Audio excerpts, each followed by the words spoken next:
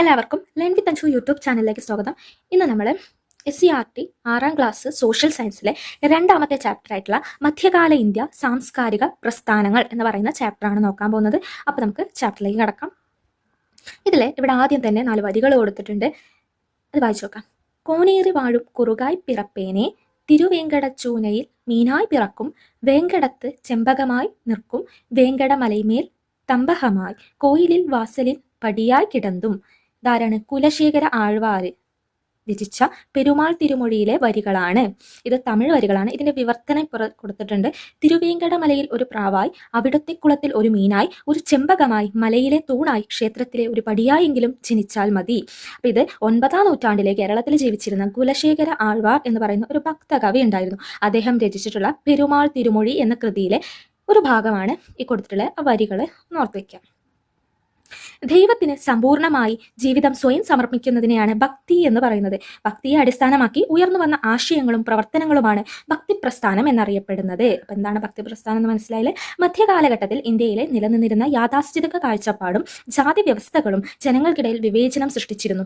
സാമൂഹ്യ വിവേചനം നേരിട്ടിരുന്ന ജനവിഭാഗങ്ങൾ ഭക്തി പ്രസ്ഥാനത്തിലേക്ക് ആകൃഷ്ടരായി. ക്രമേണ വ്യത്യസ്ത കാലങ്ങളിൽ ഇന്ത്യയിൽ വിവിധ ദർശനങ്ങളുടെയും അനുഷ്ഠാനങ്ങളുടെയും സമന്വയം ഉണ്ടായി.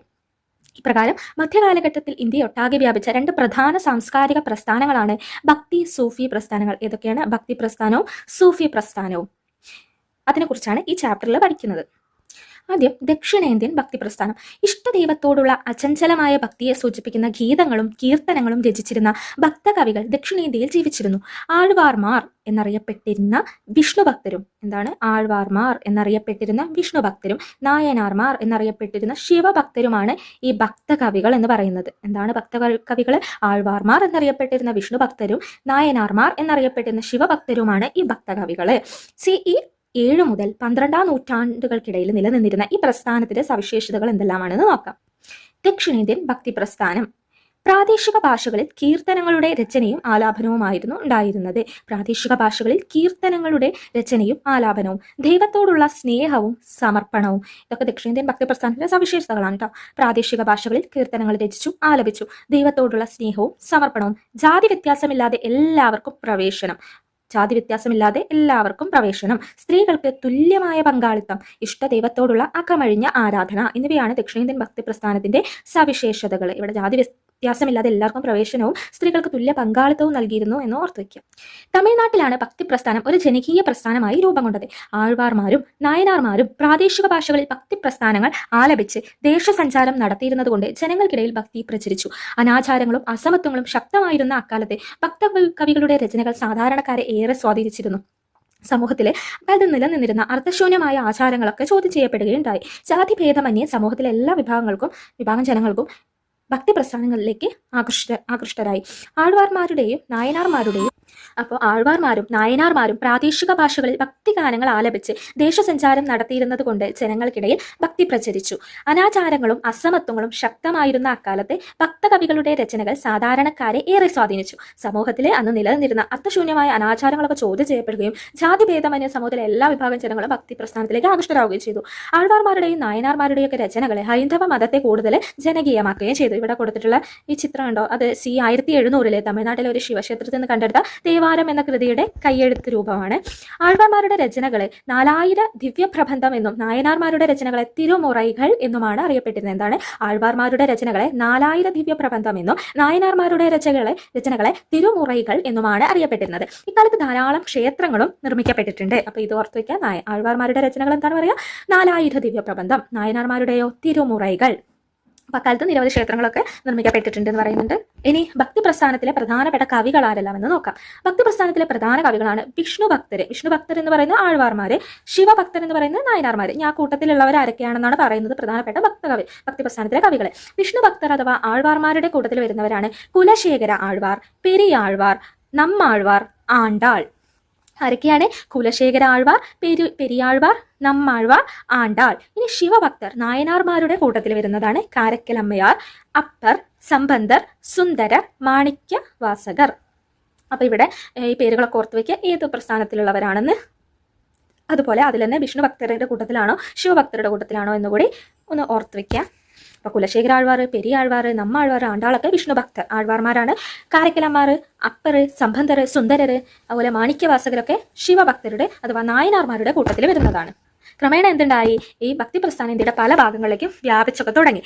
ഇനി വിവിധ പ്രദേശങ്ങളിൽ ഭക്തി പ്രസ്ഥാനത്തിന്റെ പ്രചാരകരെ ആരൊക്കെയായിരുന്നു എന്നാണ് ഇനി പറയുന്നത്. ഒന്നാണ് ബസവണ്ണ. ആരാണ്? ബസവണ്ണ. കന്നഡ ദേശത്തെ മനുഷ്യസ്നേഹി ആരാണ്? ബസവണ്ണ. ബസവണ്ണ രൂപീകരിച്ച അനുഭവ മണ്ഡപം. എന്താണ് ബസവണ്ണ രൂപീകരിച്ച അനുഭവ മണ്ഡപം എന്ന ചർച്ചാവേദിയിൽ നടന്ന ഒരു ചർച്ചയുടെ ചിത്രീകരണമാണ് നമുക്ക് താഴെ കൊടുത്തിട്ടുണ്ട്. നമുക്ക് നോക്കാം. അപ്പൊ ബസവണ്ണ രൂപീകരിച്ച ചർച്ചാവേദി ഏതാണെന്ന് ഓർത്ത് വയ്ക്കുക. അനുഭവ മണ്ഡപമാണ്.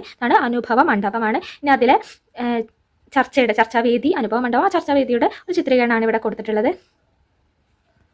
ബസവണ്ണ അനുഭവ മണ്ഡപത്തിൽ ജനങ്ങളുമായിട്ട് ചർച്ച ചെയ്യുന്ന ചിത്രകാരൻ്റെ ഭാവനയുള്ള ചിത്രമാണ്, ഒറിജിനൽ അല്ല.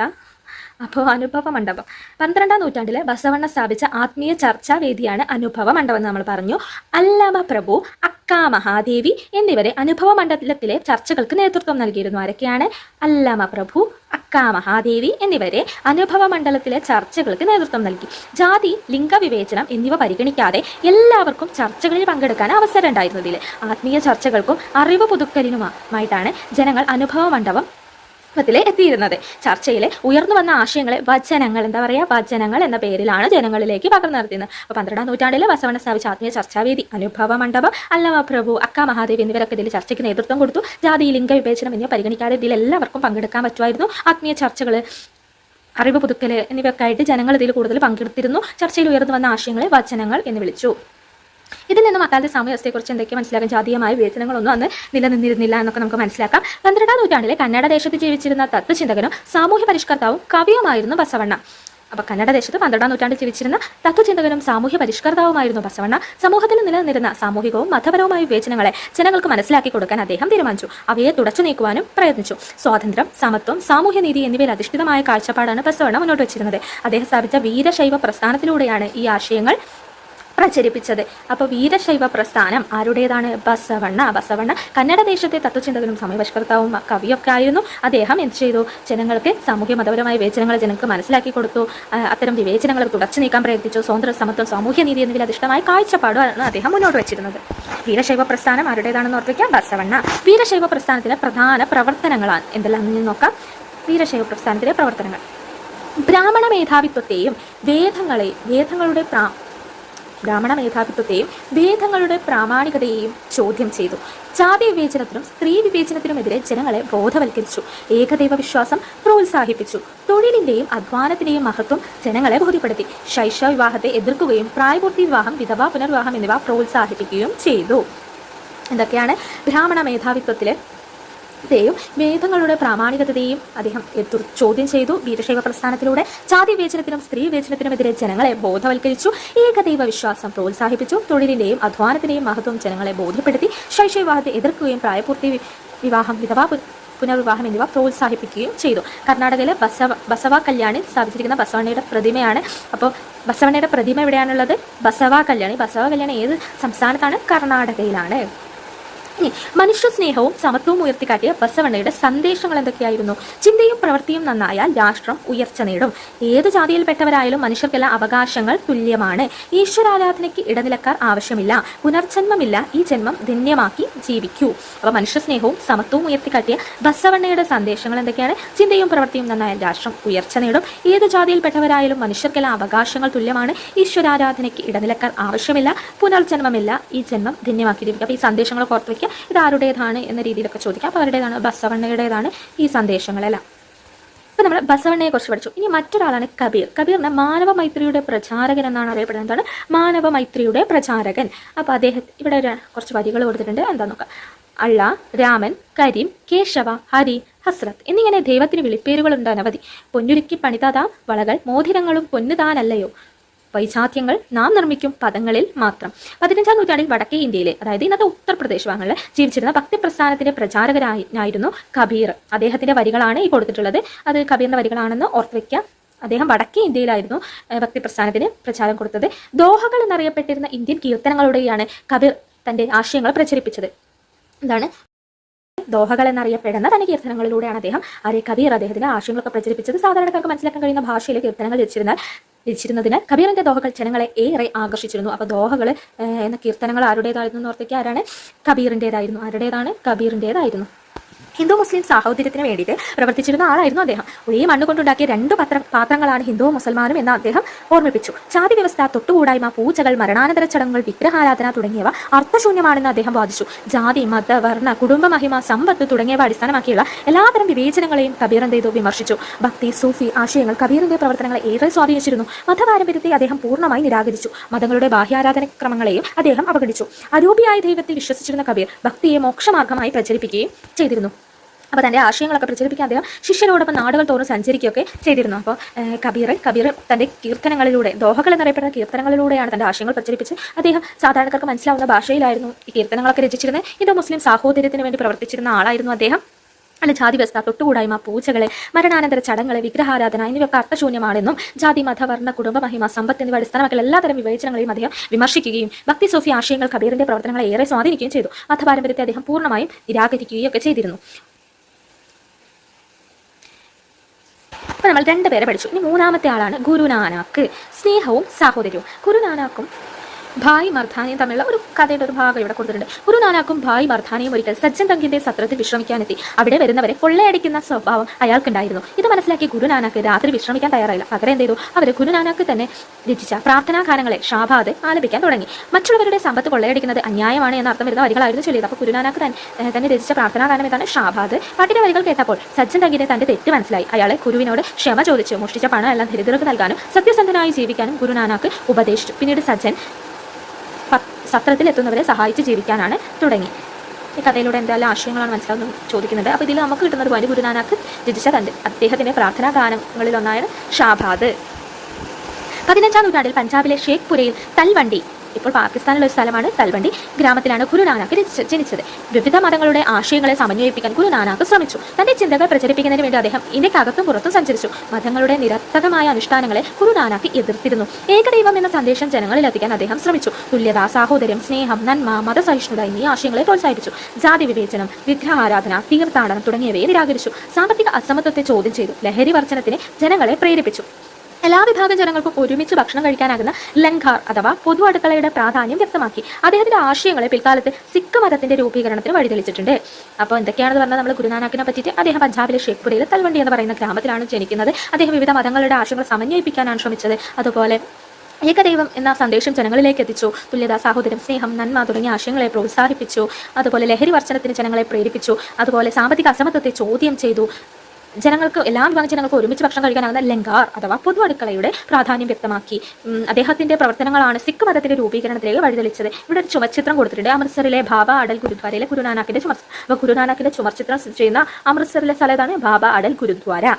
കബീറിന്റെയും ഗുരുനാനാക്കിന്റെ ഒക്കെ സാമൂഹ്യ മതപരമായിട്ടുള്ള പ്രവർത്തനങ്ങളൊക്കെ മധ്യകാല ഇന്ത്യയിൽ ഒരു സാംസ്കാരിക സമന്വയത്തിന് തുടക്കം കുറിക്കൊക്കെ ഉണ്ടായി. അപ്പോൾ ഗുരു ഗ്രന്ഥ സാഹിബ് കയ്യെഴുത്ത് പ്രതിയിൽ 1704 സിയിലെ കയ്യെഴുത്ത് പ്രതിയിൽ കുറച്ച് ഭാഗങ്ങൾ കൊടുത്തിട്ടുണ്ട്. സിഖ് മതത്തിന്റെ വിശുദ്ധ ഗ്രന്ഥമാണ് ആദി ഗ്രന്ഥ അഥവാ ഗുരു ഗ്രന്ഥ സാഹിബിന്റെ ആദി ഗ്രന്ഥ. ഗുരുനാനാക്കിൽ തുടങ്ങുന്ന സിഖ് ഗുരുക്കന്മാരുടെ രചനകളാണ് ആദി ഗ്രന്ഥ എന്ന് പറയുന്നത്. ഇതിന്റെ ഉള്ളടക്കം എന്താണ്? ഗുരുനാനാക്കിൽ തുടങ്ങുന്ന സിഖ് ഗുരുക്കന്മാരുടെ രചനകളാണ് ആദി ഗ്രന്ഥയിലെ ഉള്ളടക്കം. ഏകദൈവ വിശ്വാസത്തിന്റെ പ്രാധാന്യം, ജാതി, ലിംഗ, വംശ വിവേചനങ്ങൾക്കെതിരെയുള്ള ചിന്ത എന്നിവ ഇതിൽ ഉൾപ്പെടുന്നുണ്ട്. ജൈനമതം, ബുദ്ധമതം, ഇസ്ലാം മതം തുടങ്ങിയവയുടെ ആശയങ്ങളൊക്കെ ആദി ഗ്രന്ഥത്തിലുണ്ട്. ഇനി ഭക്തി പ്രസ്ഥാനത്തിലെ സ്ത്രീ സാന്നിധ്യത്തെക്കുറിച്ച് നോക്കാം. മധ്യകാലഘട്ടത്തിലെ സമൂഹത്തിലെ സ്ത്രീകൾക്ക് പൊതുവെ അംഗീകാരവും പരിഗണനയൊക്കെ കുറവായിരുന്നു. ആരാധനാ സ്വാതന്ത്ര്യത്തിലും സാഹചര്യങ്ങൾ വ്യത്യസ്തമായിരുന്നില്ല. ഭക്തി പ്രസ്ഥാനത്തിന്റെ ആവിർഭാവത്തോടുകൂടി ഇഷ്ടദൈവത്തെ ആരാധിക്കാനുള്ള കീർത്തനങ്ങളും ഗാനങ്ങളും രചിക്കുന്നതിലും ആലപിക്കുന്നതിലും ധാരാളം സ്ത്രീകൾ മുന്നോട്ട് വന്നു. രാജസ്ഥാനിലെ ചിത്തോറിൽ ജീവിച്ചിരുന്ന രജപുത്ര രാജകുമാരിയായിരുന്നു മീരാഭായ്. മീരാബായിയാണ് രാജസ്ഥാനിലെ ചിത്തോറിൽ ജീവിച്ചിരുന്ന രജപുത്ര രാജകുമാരിയായിരുന്നു മീരാബായിയുടെ ചിത്രമാണ് ഇവിടെ കൊടുത്തുള്ള ഹിമാചൽ പ്രദേശിലെ കാൻഗ്ര പെയിന്റിങ്ങിലുള്ളതാണ് ഈ ചിത്രം. അപ്പോൾ രജപുത്ര രാജകുമാരിയായിരുന്നു മീരാബായി. അവർ ജീവിത സൗകര്യങ്ങളെല്ലാം ഉപേക്ഷിച്ച് കൃഷ്ണഭക്തിയിലും മുഴുകി. മീരാബായി രചിച്ച കൃഷ്ണ ഭജനകൾ ഏറെ പ്രസിദ്ധമാണ്. രാജസ്ഥാനിലെ ചിത്തോറിൽ ജനിച്ച രജപുത്ര രാജകുമാരി ആരാണ്? മീരാബായിയാണ്. തമിഴ്നാട്ടിലെ പ്രശസ്തരായിരുന്ന ഭക്ത കവയിത്രിമാരായിരുന്നു കാരയ്ക്കൽ അമ്മയാർ. ആരൊക്കെയാണ്? കാരയ്ക്കൽ അമ്മയാർ, ആണ്ടാൾ എന്നിവർ. തമിഴ്നാട്ടിലെ പ്രശസ്ത ഭക്ത കവയിത്രിമാരാരൊക്കെയാണ്? കാരയ്ക്കൽ അമ്മയാർ, ആണ്ടാൾ. തങ്ങളുടെ ഇഷ്ടദൈവത്തിലുള്ള അകമഴിഞ്ഞ ഭക്തി സൂചിപ്പിക്കുന്ന കീർത്തനങ്ങളാണ് ഇവർ രചിച്ചിരുന്നത്. ഇനി വീരശൈവ പ്രസ്ഥാനത്തിലെ പ്രമുഖയായിരുന്നു അക്കാ മഹാദേവി. ആരാണ്? അക്കാ മഹാദേവി. സ്ത്രീകൾ നേരിട്ടിരുന്ന സാമൂഹികവും ആത്മീയവുമായ അടിച്ചമർത്തലുകൾക്കെതിരെ നടന്ന ചർച്ചകൾക്ക് അവർ നേതൃത്വം കൊടുത്തു.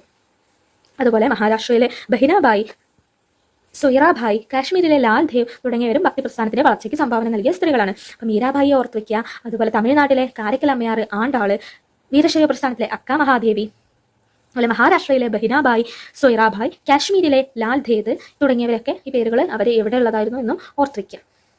ഇനി ഭക്തി പ്രസ്ഥാനത്തിന്റെ ഫലങ്ങൾ എന്തെല്ലാം നോക്കാം. സംഗീതത്തിലൂടെയും ഭക്തിയിലൂടെയും ഇഷ്ടദൈവത്തിന് സ്വയം സമർപ്പിക്കുക എന്ന ലക്ഷ്യത്തോടെയാണ് ഭക്തി പ്രസ്ഥാനം രൂപം കൊണ്ടത്. എന്നാൽ പിൽക്കാലത്ത് ഇന്ത്യയുടെ സാമൂഹ്യവും മതപരവുമായ മേഖലകളിലെ പുരോഗമനപരമായ മാറ്റങ്ങൾ ഉണ്ടാക്കാൻ ഭക്തി പ്രസ്ഥാനത്തിൽ സാധിച്ചു. ഭക്തി പ്രസ്ഥാനത്തിലെ ഭൂരിഭാഗം ഭക്തകവികളും താഴ്ന്ന ജാതിക്കാർ എന്ന് പറഞ്ഞ് മാറ്റി നിർത്തപ്പെട്ടവരിൽ നിന്നുള്ളവരായിരുന്നു. ഇവർ ജാതി വ്യവസ്ഥയെയും ബ്രാഹ്മണർക്ക് ലഭിച്ചിരുന്ന പ്രത്യേക സ്ഥാനമാനങ്ങളെയും ചോദ്യം ചെയ്തു. തൽഫലമായി സാമൂഹിക സമത്വം എന്ന ആശയം രൂപപ്പെടാൻ തുടങ്ങി. അനുഭവ മണ്ഡപത്തിലെ ചർച്ചകളിലെ സ്ത്രീകൾക്ക് പങ്കെടുക്കാൻ അവസരം ലഭിച്ചിരുന്നു. അവരുടെ അഭിപ്രായങ്ങൾക്ക് അംഗീകാരം ലഭിക്കുകയും സ്ത്രീ പുരുഷ സമത്വം എന്ന ആശയത്തെക്കുറിച്ച് ചിന്തിപ്പിക്കുകയും ചെയ്തു. അധ്വാനത്തിന്റെ മഹത്വത്തെക്കുറിച്ച് ജനങ്ങളെ ബോധവൽക്കരിക്കാൻ കഴിഞ്ഞു ഭക്തി പ്രസ്ഥാനത്തിന്റെ ഒരു പ്രത്യേകതയായിട്ട് പറയാം. ഇത്രയാണ് ഭക്തി പ്രസ്ഥാനത്തെക്കുറിച്ച് ഈ ചാപ്റ്ററിൽ പറയുന്നത്. ഒരുപാട് ആളുകളെ പറ്റി ആരൊക്കെ പറ്റി പറഞ്ഞു. അവള് ബസവണ്ണയെ പറ്റി പറഞ്ഞു, അതുപോലെ ഗുരുനാനാക്കിനെ പറ്റി പറഞ്ഞു, കബീറിനെ പറ്റി പറഞ്ഞു, പിന്നെ അതിലെ ഭക്തി പ്രസ്ഥാനത്തിലെ സ്ത്രീ സാന്നിധ്യങ്ങളെ കുറിച്ച് നമ്മൾ പറഞ്ഞു. ഇനി നമ്മൾ പറയുന്നത് സൂഫി പ്രസ്ഥാനത്തെ കുറിച്ചാണ്. ഡൽഹി സുൽത്താനായ ജലാലുദ്ദീൻ ഖിൽജി അമീർ ഖുസ്രുവിനോട് ഷെയ്ഖ് നിസാമുദ്ദീൻ ഔലിയെ കാണാൻ ആഗ്രഹം പ്രകടിപ്പിച്ചു. പക്ഷേ സന്ദർശനപരം ഔലിയ അറിയാൻ പാടില്ല, അറിഞ്ഞാൽ സമ്മതിക്കില്ലെന്ന് സുൽത്താൻ അറിയാം. എന്നാൽ ഖുസ്രു ഇക്കാര്യം ഔലിയയോട് പറഞ്ഞു. ഭരണാധികാരികളെ കാണാൻ ഇഷ്ടപ്പെടാത്ത ഔലിയ സന്ദർശന ദിവസം ദൂരേക്ക് യാത്ര പോയി. ഗാൻഹാഗിലെത്തിയ രാജാവ് ഷെയ്ഖിനെ കാണാനാകാതെ ഖുസ്രുവിനോട് ദേഷ്യപ്പെട്ടു. നിങ്ങൾ സുൽത്താനെ ചതിക്കുകയായിരുന്നു അല്ലേ? ഖുസ്രു മറുപടി പറഞ്ഞു. രാജാവിനെ ചതിച്ചാൽ എന്റെ ഈ ലോകത്തെ ജീവിതം മാത്രമേ അവസാനിക്കൂ. പക്ഷേ എന്റെ ഗുരുവിനെ ചതിച്ചാൽ അനശ്വരമായ മരണാനന്തര ജീവിതം തന്നെയാകും എനിക്ക് നഷ്ടപ്പെടുക. മരണത്തെ ഭയപ്പെടാത്ത ഖുസ്രു തന്റെ സൂഫി ഗുരുവായ നിസാമുദ്ദീൻ ഔലിയയുടെ അപ്രീതിയെ ഭയപ്പെട്ടിരുന്നു എന്നാണ് ഈ സംഭവ കഥ നമ്മോട് പറയുന്നത്. ഭക്തിയെ ദൈവത്തോട് അടുക്കുവാനുള്ള മാർഗമായി സ്വീകരിച്ചവരായിരുന്നു സൂഫികൾ. അതിനുള്ള ഒരു വഴി ഭക്തി ഗാനാലാപനമാണെന്ന് സൂഫി വര്യന്മാർ കരുതി. സാധാരണക്കാർക്കിടയിൽ സഞ്ചരിച്ച് അവർ സൂഫി തത്വങ്ങൾ പ്രചരിപ്പിച്ചു.